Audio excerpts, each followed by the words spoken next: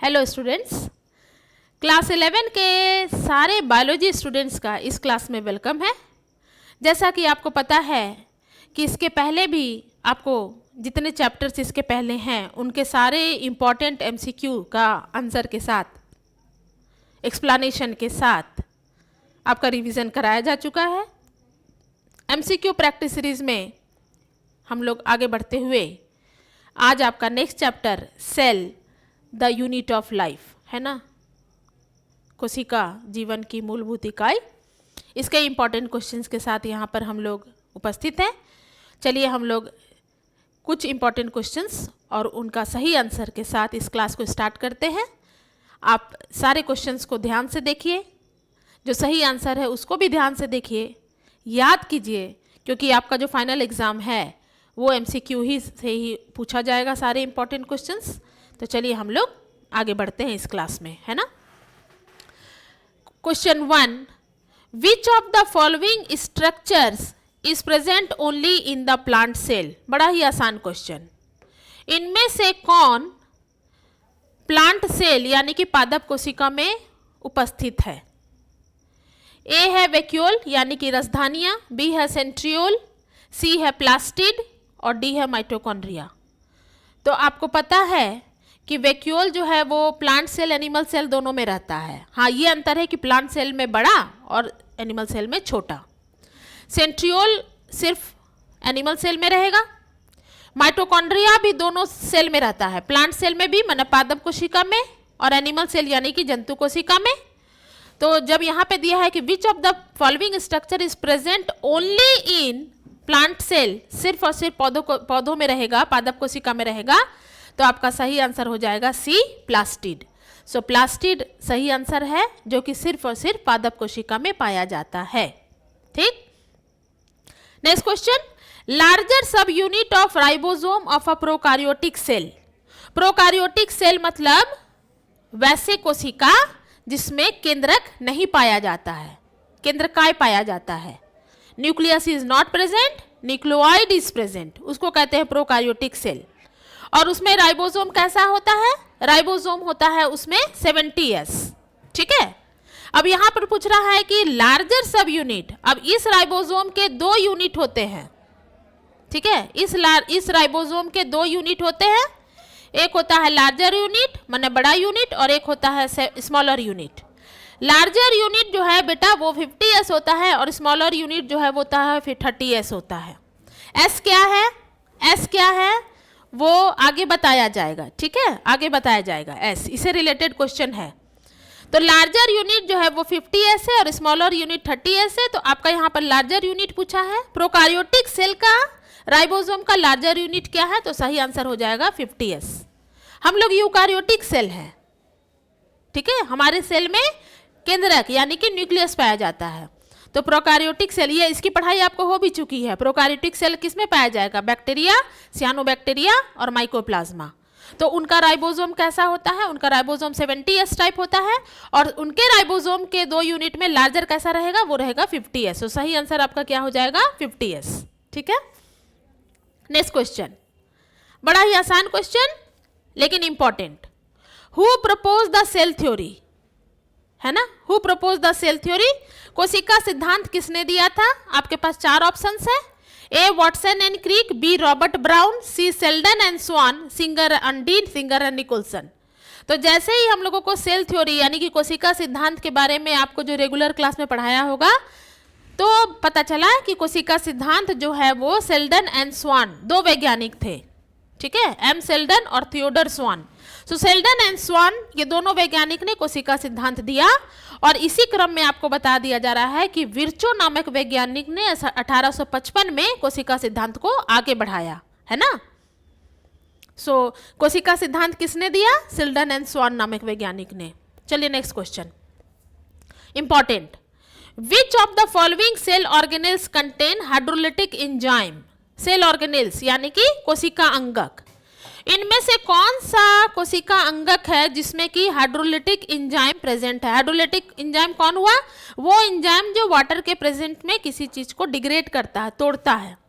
तो hydrolytic enzyme जो है आपके पास 4 ऑप्शन है। ए राइबोसोम, बेटा अभी बता दे रहे हैं कि राइबोसोम का काम प्रोटीन का निर्माण करना है, प्रोटीन सिंथेसिस करना है, इसीलिए राइबोसोम को protein factory of the cell भी कहा जाता है। कोशिका का प्रोटीन फैक्ट्री कौन है? राइबोसोम।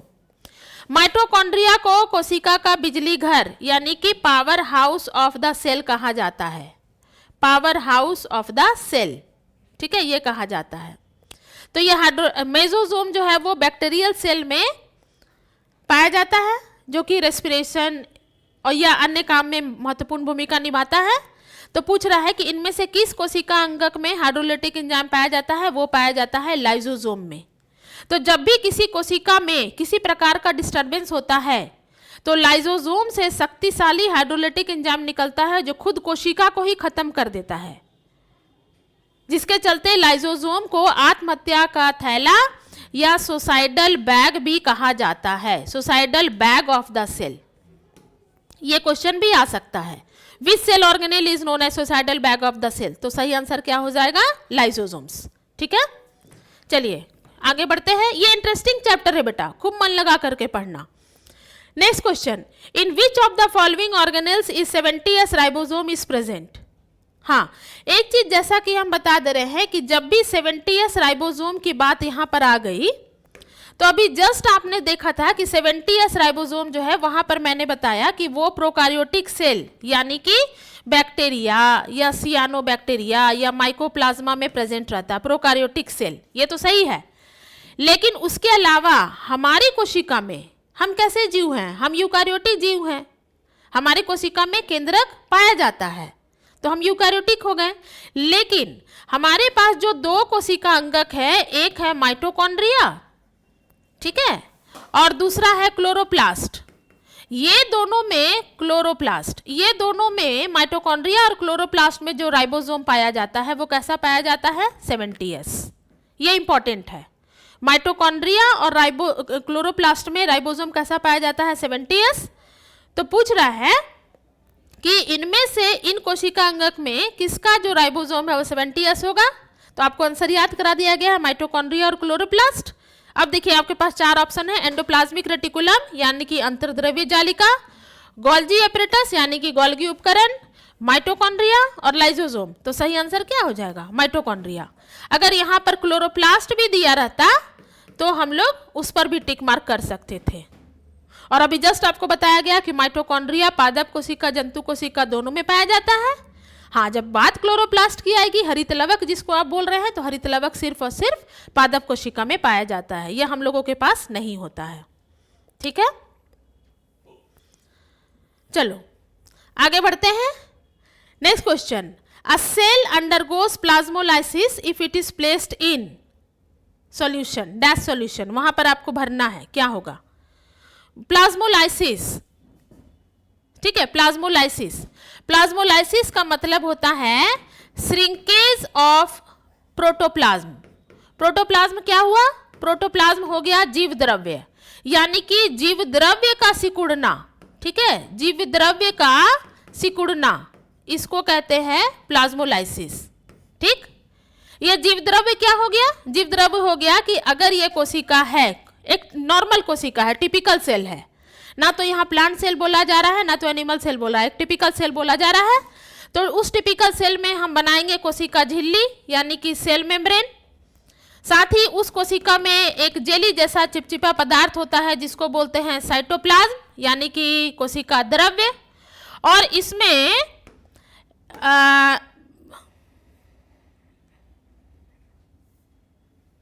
और इस कोशिका में हम लोग ये बोल सकते हैं कि इसी में हम लोग यहाँ पर केंद्रक दिखा सकते हैं ना, केंद्रक, न्यूक्लियस। तो एक टिपिकल सेल का डायग्राम जब आप बनाते हैं, टिपिकल सेल का डायग्राम जब आप बनाते हैं तो वहाँ पर आप बता दिए कि एक सेल है जिसमें कि सेल मेम्ब्रेन है यानी कि कोशिका झिल्ली, साइटोप्लाज्म है और न्यूक्लियस है। तो बेटा सेल मेम्ब्रेन के अंदर न्यूक्लियस और साइटोप्लाज्म, न्यूक्लियस और cytoplasm together makes the protoplasm, यानी कि केंद्रक और कोशिका द्रव्य मिलकर के जीव द्रव्य का निर्माण कहते हैं। जीव द्रव्य को प्रोटोप्लाज्म को living content of the cell कहा जाता है। और यही जब सिकुड़ता है, ये सिकुड़ रहा है मतलब सेल सिकुड़ रहा है, इसी को बोलते हैं प्लाज्मोलाइसिस। ठीक, तो एक सेल, एक कोशिका में प्लाज्मोलाइसिस तब होगा जब उसको, सही आंसर आपका क्या होगा, सही आंसर होगा उसको when it is placed in hypertonic solution. ठीक है, जैसे कि अगर हम समझाने के लिए इसको बोल सकते हैं कि एक बीकर ले लो, उसमें गाढ़ा चीनी का घोल ले लो। गाढ़ा चीनी का घोल मतलब चीनी ज़्यादा और पानी कम, और उसमें क्या करो कि एक किशमिश रख दो। ठीक है, उसमें एक किशमिश रख दो। सुबह में देखना कि वो किशमिश जो है वो बिल्कुल सिकुड़ गया है। क्यों? क्योंकि सॉल्यूशन कैसा था, हाइपरटोनिक था। अति परासरण दाबी विलयन, क्लास 9 में पढ़ाया गया है। Next question, which of the following organelles are not surrounded by a membrane? इनमें से कौन सा कोशिका अंगक के चारों तरफ मेम्ब्रेन यानी कि झिल्ली नहीं पाया जाता है? तो आपके पास 4 ऑप्शन है, गोल्गी बॉडी, माइटोकॉन्ड्रिया, न्यूक्लियस और राइबोसोम। सही आंसर हो जाएगा राइबोसोम्स। राइबोसोम एक ऐसा कोशिका अंगक है जो प्रोकैरियोटिक कोशिका में भी और यूकैरियोटिक कोशिका में दोनों में पाया जाता है। दोनों में इसका काम है प्रोटीन का निर्माण करना। लेकिन यहाँ जो पूछ रहा है कि इनमें से किसमें झिल्ली नहीं गिरी है, तो वो झिल्ली जो है वो राइबोसोम्स के चारों तरफ नहीं पाई जाती है। ठीक है, next question important, who proposed fluid mosaic model of cell membrane? इनमें से किस वैज्ञानिक ने फ्लूइड मोज़ैक मॉडल दिया था? ये इंपॉर्टेंट क्वेश्चन है। रॉबर्ट हुक, आपको पता है इन्होंने कोशिका का टर्म दिया था, है ना। रॉबर्ट ब्राउन हैज, कोशिका किसने खोजा था? The cell Robert Hooke. Robert Brown जब नाम आएगा तो वो हो जाएगा न्यूक्लियस। एंटोनी वैन लीवेनहॉक, ये नहीं होगा। तो who propose the fluid mosaic model of plasma membrane? Cell membrane को प्लाज्मा मेम्ब्रेन भी कहा जाता है, कोशिका झिल्ली। तो fluid mosaic model of cell membrane was proposed by Singer and Nicolson in the year 1972। तो सही आंसर सिंगर एंड निकोलसन। ठीक है, बड़ा आसान question. Which cell organelle is also known as powerhouse of the cell? कोशिका का बिजली घर किसे कहा जाता है? बिल्कुल सही, आप लोगों ने आंसर दे भी दिया। ए है Golgi apparatus, B endoplasmic reticulum मतलब अंतर्द्रव्य जालिका, सी लाइसोसोम और डी माइटोकॉन्ड्रिया। तो powerhouse of the cell mitochondria, ये सही आंसर। ठीक है,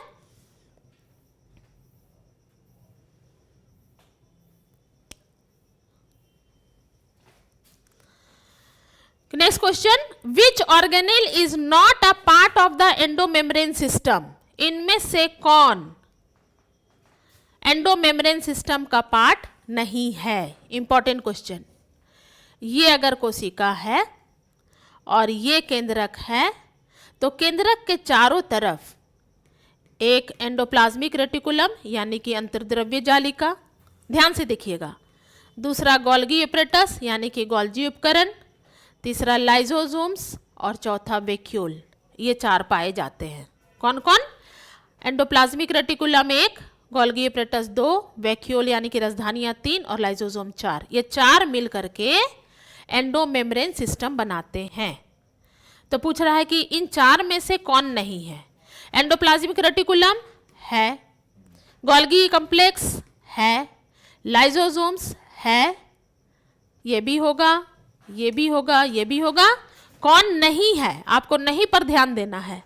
तो यहाँ पर दिया हुआ है माइटोकॉन्ड्रिया, तो माइटोकॉन्ड्रिया एंडोमेम्ब्रेन सिस्टम का पार्ट नहीं है। ठीक है, सो सही आंसर माइटोकॉन्ड्रिया डी। ठीक है, देखिए अभी जस्ट बताया गया था आपको। नेक्स्ट क्वेश्चन ध्यान से देखिएगा, protein synthesis is done by, किसके द्वारा प्रोटीन का संश्लेषण होता है? ए लाइसोसोम, बी राइबोसोम, सी ऑक्सीसोम और डी परऑक्सीसोम। आप जब इस क्लास को ध्यान से देख रहे हैं तो आप देखें कि आपको बताया जा चुका है कि राइबोसोम एक ऐसा कोशिका अंगक है जिसके द्वारा प्रोटीन का संश्लेषण यानी कि प्रोटीन का निर्माण, प्रोटीन का सिंथेसिस होता है। ठीक है,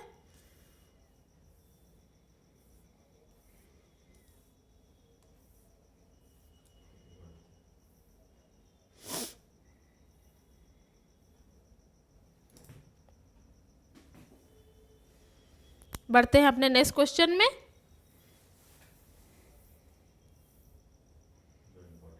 जो इंपॉर्टेंट है, select select the pair which is correctly matched regarding shapes of different type of bacteria. इसमें हम लोग बैक्टीरिया के डिफरेंट शेप्स के बारे में बात करेंगे। आपको पता है कि आपके रेगुलर क्लास में आपको बैक्टीरिया जो है वो 4 प्रकार का पढ़ाया गया होगा, कोकस, बैसिलस, स्पाइरिलम और वाइब्रियो। तो देता है कि बैसिलस जो है वो रॉड शेप के होते हैं, एकदम सही है ये। कोकस जो है वो स्फेरिकल होते हैं, ये भी सही है। वाइब्रियो बैक्टीरिया जो है वो कॉमा शेप के होते हैं। हम लोग कॉमा देते हैं ना, जब हम लोग लिखते हैं कोई चीज़ और 2 सेंटेंस के बीच में हम लोग कॉमा देते हैं, तो ये उनका वैसे ही है, ये भी सही दिया हुआ है। और डी दिया है ऑल ऑफ द अबव। तो select the pair which is correctly match regarding shapes of different type of bacteria. Bacillus यानी कि रॉड लाइक, यस। कोकस यानी कि स्फेरिकल, यस। वाइब्रियो यानी कि कॉमा शेप्ड, यस। तो आपका सही आंसर क्या हो जाएगा? सही आंसर हो जाएगा ऑल ऑफ दीज, सारे सही है। ठीक है, important question. Prokaryotic ribosomes and eukaryotic ribosomes are. Prokaryotic ribosomes और यूकारियोटिक राइबोसोम्स आर। तो आपको पता है कि पूछा है कि प्रोकारियोटिक राइबोसोम्स, तो हम लोग को पता है कि प्रोकारियोटिक राइबोसोम 70S टाइप्स और यूकारियोटिक राइबोसोम्स 80S टाइप। ठीक है, तो क्वेश्चंस हैं, सबसे पहले देखना होगा कि प्रोकारियोटिक राइबोसोम्स और उसके बाद यूकारियोटिक राइबोसोम्स, क्योंकि ये क्वेश्चन का डिमांड है कि पहले आप बताइए प्रोकारियोटिक फिर बताइए यूकारियोटिक।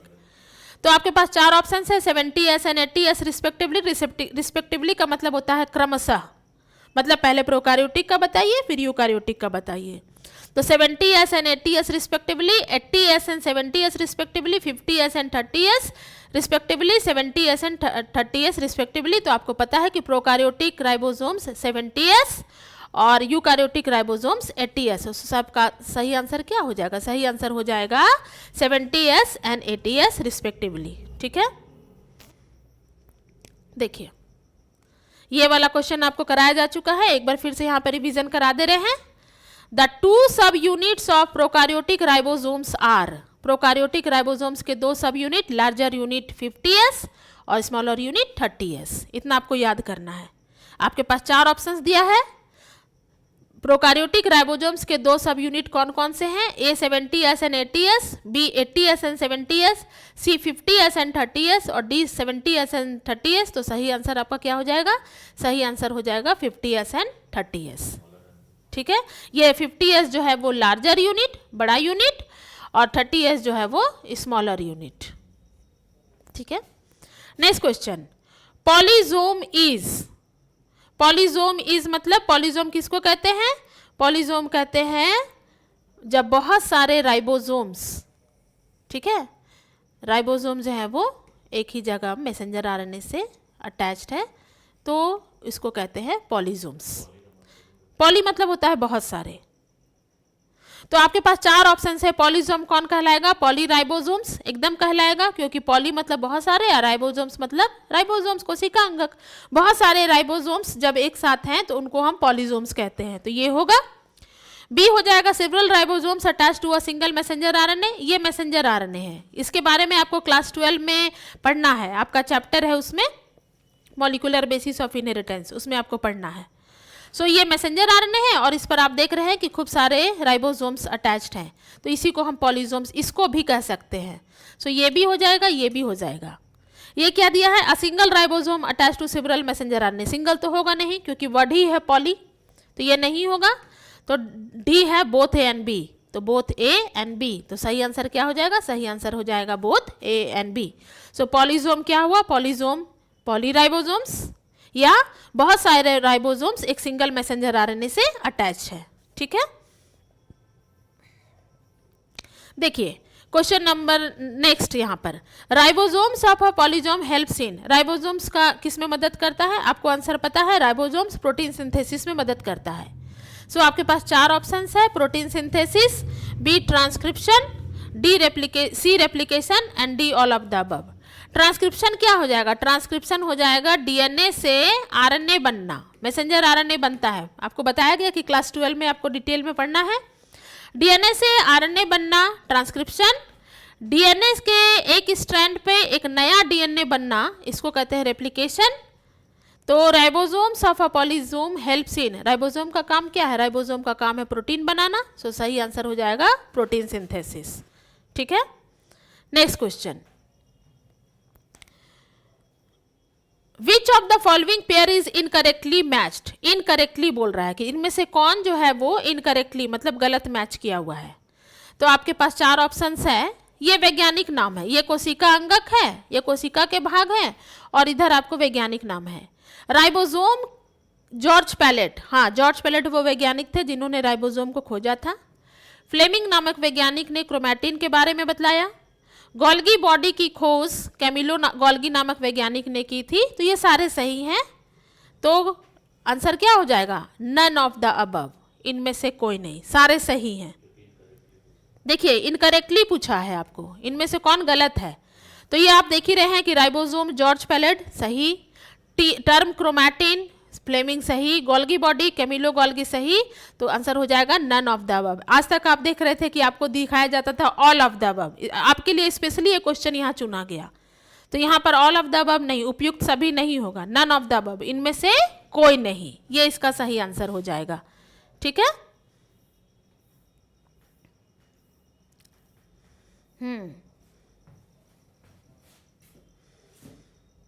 देखिए next question, eukaryotic ribosomes are, eukaryotic ribosomes कैसा होता है बता दिया गया है आपको, 80S होता है। तो आपके पास इसका क्वेश्चन का देख लीजिएगा, प्रोकारियोटिक 70S, तो यूकारियोटिक राइबोसोम्स सही आंसर 80S। ठीक है, ये एक इंपॉर्टेंट क्वेश्चन। अब ये जो हम S की बात कर रहे हैं, राइबोसोम्स की जब भी बात आती है तो हम S लगा रहे हैं, वो S क्या है? तो S in 70S and 80S represent and stands for, आपके पास चार ऑप्शन है, A Svedberg unit, B sedimentation coefficient, C both A and B, and D none. तो ये जो S है, चाहे वो प्रोकारियोटिक राइबोसोम या यूकारियोटिक राइबोसोम की बात करें, वो S क्या बताता है? वो S बताता है श्वेतबर्ग यूनिट, और वो S बताता है सेडिमेंटेशन कोएफिशिएंट। तो आपका सही आंसर हो जाएगा C both A and B. इसी से मिलता जुलता next question, S is used to measure, जब भी राइबोसोम की बात करते हैं तो उस S से, जिसको आप श्वेतबर्ग यूनिट या सेडिमेंटेशन कोएफिशिएंट पढ़ रहे थे, उससे आप क्या मेजर करते हैं? आपके पास चार ऑप्शंस है, A size and density, B shape and size, C size and weight, and D all of the above. आपका सही आंसर हो जाएगा, इस S का मतलब साइज एंड डेंसिटी को मेजर करना, मापना। ठीक है,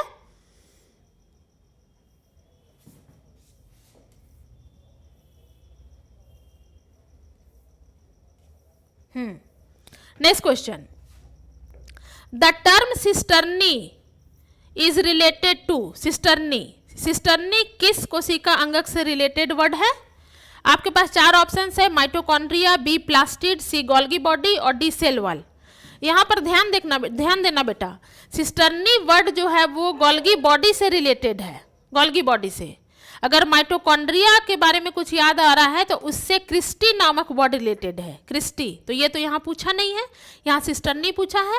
तो सिस्टर्नी नामक वर्ड जो है वो गोल्गी बॉडी, सिस्टर्नी नामक टर्म जो है वो गोल्गी बॉडी से रिलेटेड है। Next question, Golgi body is an important site for, Golgi body में किस जगह क्यों महत्वपूर्ण स्थान है, वहाँ पर क्या होता है? तो दिया है आपके पास चार ऑप्शंस है, synthesis of glycolipids and glycoprotein, glycolipids और ग्लाइकोप्रोटीन का संश्लेषण होता है गोल्गी बॉडी में। पैकेजिंग ऑफ मटेरियल, सामग्री की पैकेजिंग होती है। Both A and B, neither A nor B.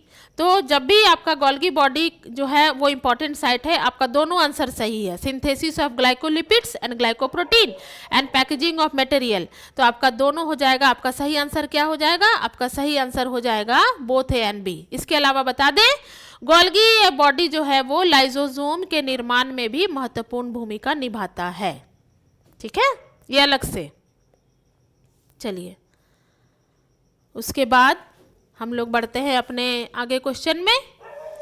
Mitochondria is the site of, mitochondria is the site of, आपके पास चार ऑप्शन है, आप देख रहे हैं। ए ऑप्शन है एनएरोबिक रेस्पिरेशन, अवायवीय श्वसन, जिसमें ऑक्सीजन नहीं यूज हो रहा है। बी है एरोबिक रेस्पिरेशन यानी कि वायवीय श्वसन, वैसा श्वसन जो ऑक्सीजन की उपस्थिति में हो रहा है। सी है प्रोटीन सिंथेसिस यानी कि प्रोटीन का संश्लेषण, और डी है लिपिड सिंथेसिस। तो माइटोकॉन्ड्रिया में क्या होता है बेटा, माइटोकॉन्ड्रिया में एरोबिक रेस्पिरेशन होता है। आप रेस्पिरेशन चैप्टर में पढ़े होंगे कि where does aerobic respiration takes place, वायवीय श्वसन कहाँ होता है, वायवीय श्वसन जो ऑक्सीजन की उपस्थिति में होता है उसको वायवीय श्वसन कहते हैं, और वो माइटोकॉन्ड्रिया नामक कोशिका अंगक में होता है। तभी ना इसी एरोबिक रेस्पिरेशन के बाद एटीपी का निर्माण होता है, एडिनोसिन ट्राइफॉस्फेट, जिसके चलते माइटोकॉन्ड्रिया को powerhouse of the cell या कोशिका का बिजली घर भी कहा जाता है। ठीक, देखिए आपको रिवीजन करा दिया जा रहा है। माइटोकॉन्ड्रियल राइबोसोम्स आर, वहां पर बताया गया था कि प्रोकार्योटिक कोशिका के अलावा माइटोकॉन्ड्रिया और क्लोरोप्लास्ट का राइबोसोम 70S होता है। सो माइटोकॉन्ड्रियल राइबोसोम्स आर, आपका सही आंसर क्या हो जाएगा, 70S। ठीक है, चलो बड़ा ही इंटरेस्टिंग क्वेश्चन, बढ़ते हैं अपने आगे एमसीक्यू की ओर। बहुत ही interesting question, which of the following pair is matched correctly, इनमें से कौन युग्म जो है, कौन जोड़ा जो है वो सही मिलान हो चुका है, देखते हैं। यहां पर आपको दिया हुआ है एमाइलोप्लास्ट स्टोरेज ऑफ कार्बोहाइड्रेट, ठीक है, aleuroplast storage stores oil and fat, elaioplast stores protein and all of the above. ये जो चैप्टर है आपको, इसमें जो है एमाइलोप्लास्ट उनको कहते हैं जहां पर कार्बोहाइड्रेट का भंडारण होता है, ये सही है। ये दोनों बेटा ये गलत लिखा हुआ है, यहां पर तुमको सही आंसर तो बता दिया गया कि ये सही आंसर हो जाएगा एमाइलोप्लास्ट स्टोरेज ऑफ कार्बोहाइड्रेट, लेकिन जैसा कि बताया जा रहा है कि बच्चों को हेल्प करने के लिए यहाँ पर एक्सप्लेनेशन भी दिया जाता है इस क्लास में। तो सही आंसर क्या होगा, सही आंसर तो हो जाएगा कि कौन सा जोड़ा सही मिलान है। तो एमाइलोप्लास्ट उनको बोलते हैं जहां पर कार्बोहाइड्रेट का भंडारण होता है। ये क्या होना चाहिए था पता है, एल्यूरोप्लास्ट उनको बोलते हैं जहां पर प्रोटीन स्टोर होता है, इसको इसके साथ मैच कराना है। और इलेयोप्लास्ट इसको बोलते हैं जहां पर ऑयल और फैट, ठीक है, वो स्टोर होता है।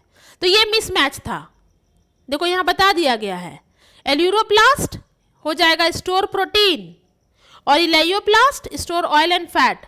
तो सही आंसर यहाँ पर तुमसे पूछ रहा है कि विच इज करेक्टली मैच, इसमें से सही कौन है, तो ये तो गलत है। अगर ऐसे ऐसे देखोगे तो ये गलत है, ये गलत है।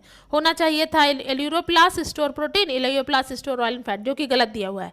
तो मेरा सही आंसर क्या हो जाएगा, मेरा सही आंसर हो जाएगा एमाइलोप्लास्ट दैट स्टोर कार्बोहाइड्रेट। ठीक है, देखो कितना interesting question. Which of the following is double membranous structure, इनमें से कौन दोहरी झिल्ली से घिरा हुआ, डबल मतलब क्या होता है, दोहरी, और मेम्ब्रेन मतलब झिल्ली, दोहरी झिल्ली से घिरा हुआ संरचना है। तो आपका आंसर है, क्वेश्चन है, सॉरी ऑप्शंस है, A mitochondria, B chloroplast, C both A and B and D none of this.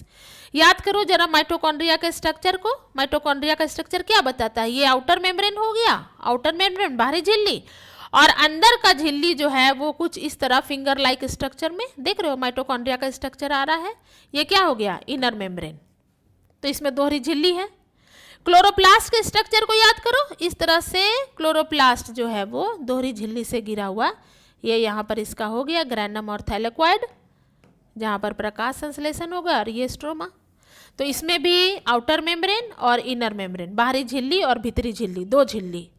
तो माइटोकॉन्ड्रिया में भी है, क्लोरोप्लास्ट में भी डबल मेम्ब्रेन होता है। सो सही ऑप्शन, सही answer both A and B, mitochondria भी और क्लोरोप्लास्ट भी। तो सही answer both A and B. ठीक है,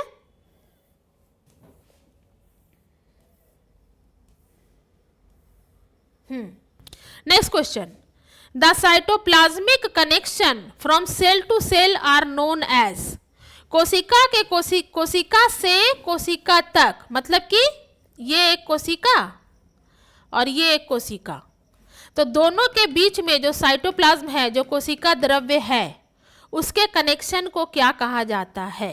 ठीक है, कोशिका से कोशिका तक जो साइटोप्लाज्मिक कनेक्शन है उसको क्या कहा जाता है, उसको कहा जाता है प्लाज्मोडेस्माटा। दो कोशिका के साइटोप्लाज्म एक ब्रिज के जैसा, ब्रिज की मदद से आपस में जुड़े रहते हैं, जिसको प्लाज्मोडेस्माटा कहा जाता है। सो आपके पास 4 ऑप्शन है, A middle lamella, B plasmodesmata, C cell membrane system और डी एंडोप्लाज्मिक रेटिकुलम। आपका सही आंसर हो जाएगा cytoplasmic connection between 2 cell is known as plasmodesmata. ठीक है। उसके बाद प्लाज्मोलाइसिस समझाया गया था। Plasmolysis occurs due to, plasmolysis किसके चलते होता है? एब्जॉर्प्शन, जिसका मतलब होता है अवशोषण, है ना। जैसे हम लोग बोलते हैं क्या है कि root absorb water for plants, जड़ के द्वारा जल का अवशोषण होता है, ये एब्जॉर्प्शन समझ गए। एंडोस्मोसिस, ऑस्मोसिस मतलब परासरण, ठीक है, ऑस्मोसिस मतलब परासरण। एंडोऑस्मोसिस मतलब सेल के अंदर जल का घुसना, और एक्सोऑस्मोसिस मतलब सेल से बाहर जल का जाना। एंडो अंदर, जल की गति के लिए हम लोग कौन सा वर्ड यूज करते हैं? जल की गति के लिए हम लोग परासरण वर्ड यूज करते हैं। तो जब जल के अंदर यानी कि ऑस्मोसिस, तो जब कोशिका के अंदर जल आ रहा है तो इसके लिए वर्ड होगा एंडोऑस्मोसिस, और जब कोशिका से सेल बाहर जा रहा है तो इसके लिए वर्ड होगा एक्सोऑस्मोसिस। एंडो, एंडो मतलब होता है अंदर, और एक्सो, एक्सो मतलब होता है बाहर। तो कोशिका से जल बाहर जा रहा है, क्यों? एक्सोऑस्मोसिस के चलते।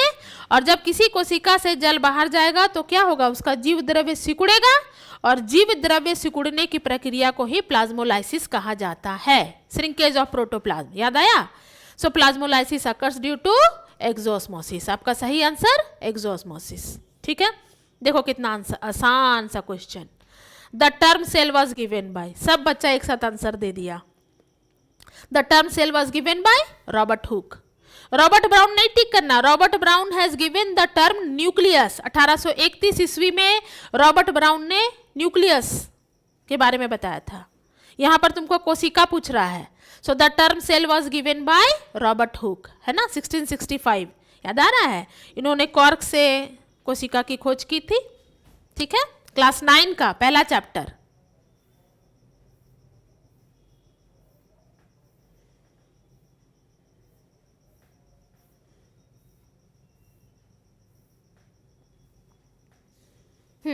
Important question. Plasma membrane is, plasma membrane क्या है? प्लाज्मा मेम्ब्रेन को हिंदी में कोशिका झिल्ली या सेल मेम्ब्रेन कहा जाता है, प्लाज्मा झिल्ली भी कहा जाता है। सो प्लाज्मा मेम्ब्रेन या सेल मेम्ब्रेन, दोनों का हिंदी कर दो। प्लाज्मा झिल्ली या कोशिका झिल्ली, वो कैसा होता है? आपके पास 4 ऑप्शन है, impermeable, B semi permeable, C completely permeable, D differently permeable. तो आपका सही आंसर हो जाएगा plasma membrane is semi permeable, अर्धपारगम्य झिल्ली, जो चुने हुए पदार्थों को कोशिका के अंदर आने देता है और जो चुने हुए पदार्थों को कोशिका से बाहर जाने देता है। सो प्लाज्मा मेम्ब्रेन या cell membrane is semi permeable, अर्धपारगम्य झिल्ली। ठीक है, सही आंसर आपका।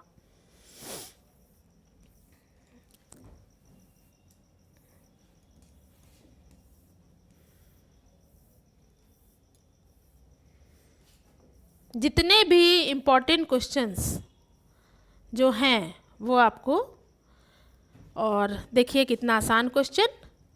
The longest cell in human body is, मानव शरीर की सबसे लंबी कोशिका। आपके पास 4 ऑप्शंस है, रेड ब्लड सेल्स यानी कि आरबीसी, वाइट ब्लड सेल्स यानी कि डब्ल्यूबीसी, कॉलमनार एपिथेलियल सेल्स और नर्व सेल्स यानी कि तंत्रिका कोशिका। तो ये एक आपका ऑब्जेक्टिव यहाँ पर है जो कंपटीशन के लिए भी आपको काम देगा। हमारे शरीर की सबसे लंबी कोशिका नर्व सेल, न्यूरॉन, याद आया? तंत्रिका कोशिका है ना, इसी नर्व सेल को न्यूरॉन भी कहा जाता है। ठीक है, सो इस चैप्टर से रिलेटेड जितने भी इम्पॉर्टेंट क्वेश्चंस थे आपको पढ़ा दिया गया है। वैसे बच्चों को सलाह दी जाती है, स्टूडेंट्स को बोला जाता है कि एमसीक्यू सॉल्व करने के लिए आपको अपना साइंस बुक जो है वो लाइन बाय लाइन पढ़ना होगा, तभी जाकर के एमसीक्यू पर आपका पूरा कमांड आएगा। ठीक है, आप क्लास अटेंड करते रहिए। अगले क्लास में फिर हम लोग नेक्स्ट चैप्टर के इंपॉर्टेंट क्वेश्चंस और आंसर्स और एक्सप्लेनेशन के साथ मिलेंगे।